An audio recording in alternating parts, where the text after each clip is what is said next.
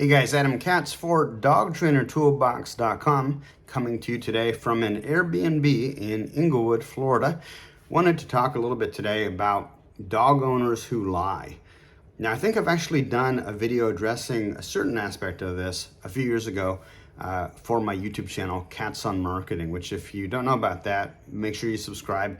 We've got over, I think, 240 different videos that kind of detail the art and science of growing and running a dog training business. It's a great resource, and the best part of it is free, which, speaking of free, also check out DogTrainerToolbox.com, but also check out the Dog Trainer Marketing Group on Facebook, where you'll be amongst over, I want to say 3,400 professional dog training business owners swapping secrets, strategies, tactics, and tips.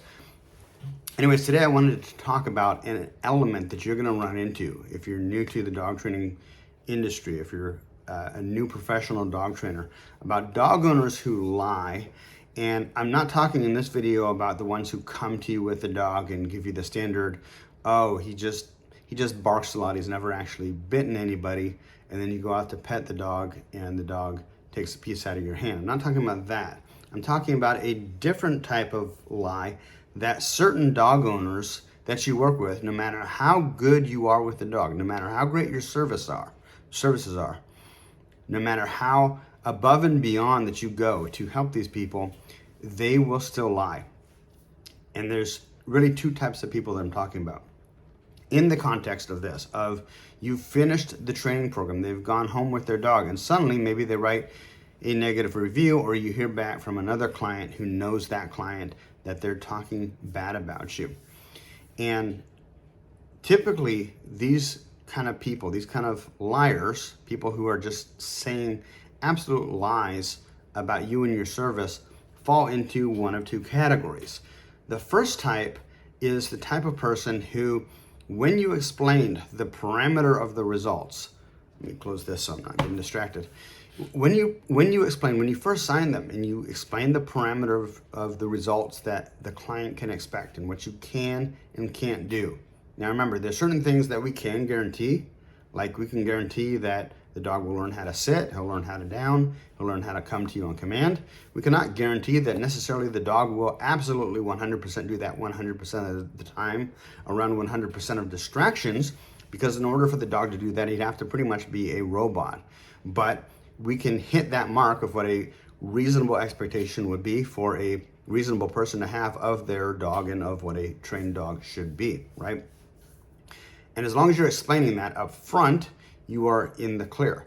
Now, where the problem comes up is usually with stuff like aggression. And what I would tell every single client is that there's a spectrum that you can expect. Worst case scenario, we can completely eliminate the aggression. Best case scenario, we can completely eliminate the aggression.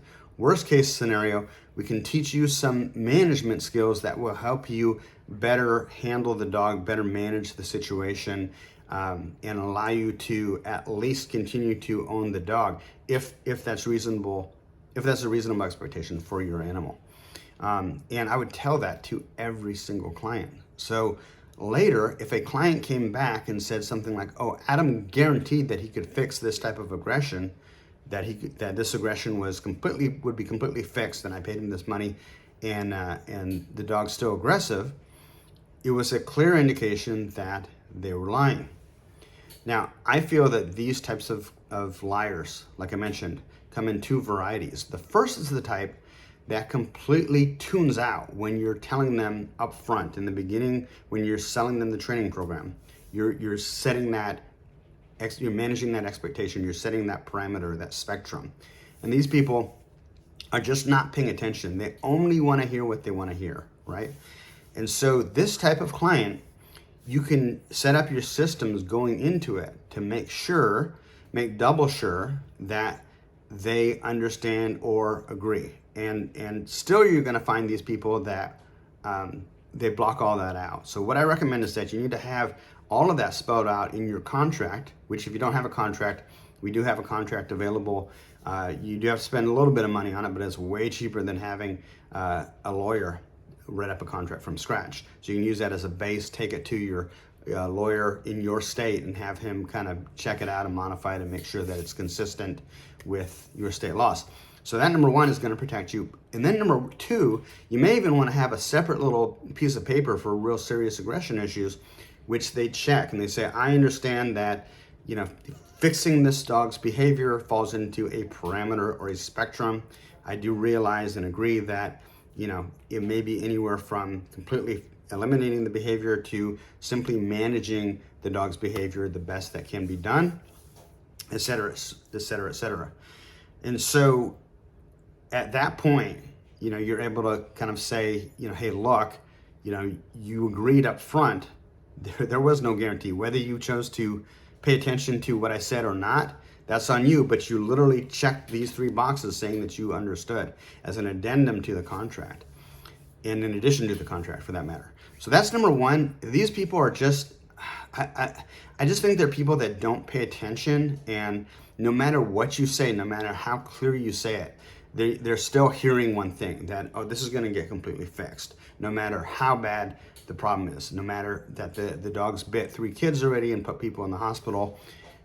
You, the dog trainer, you're going to be able to completely fix it, even though you tell them that that's not going to be the case. Best case, we can just manage the behavior. Or worst case, we can just manage the behavior. So that's the first person. The second type of dog owner who's a absolute liar is simply the type of person who is a bad actor. This is the type of individual who's basically a sociopath, and you need to cover your rear end with everything I just mentioned, with the contract and everything else. But this is the person that simply will not be, it doesn't matter what you say afterwards.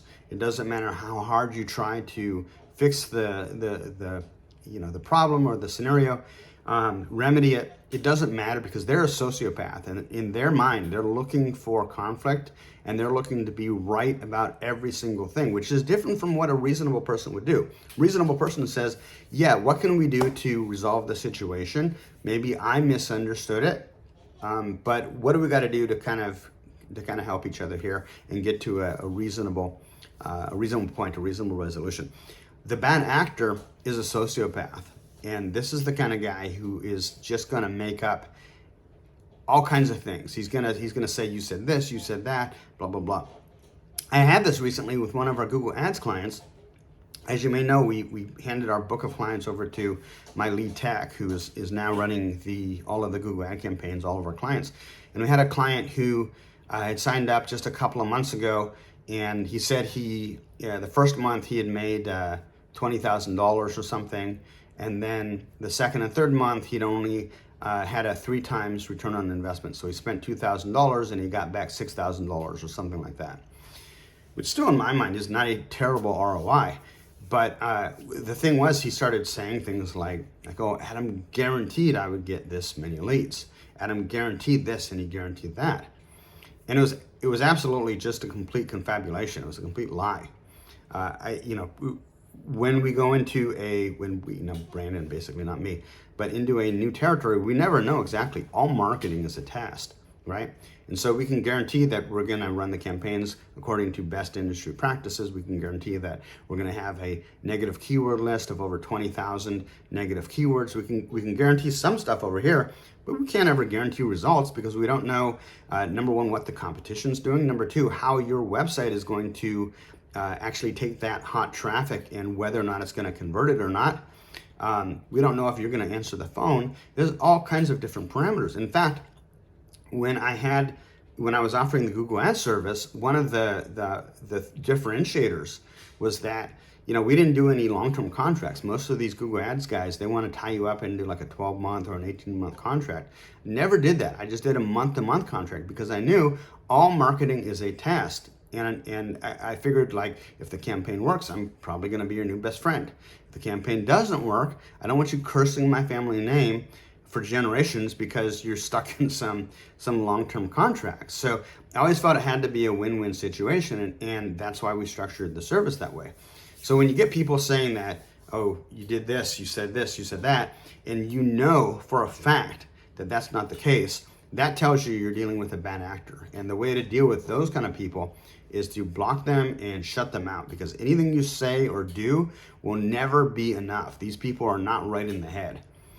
So knowing that going in, you can do things to protect yourself, but also recognize on the back end that no reasonable argument is going to appease this kind of person. And so the best thing to do is to be able to lock the door, block them, block their phone number, do not deal with them because they are a nut.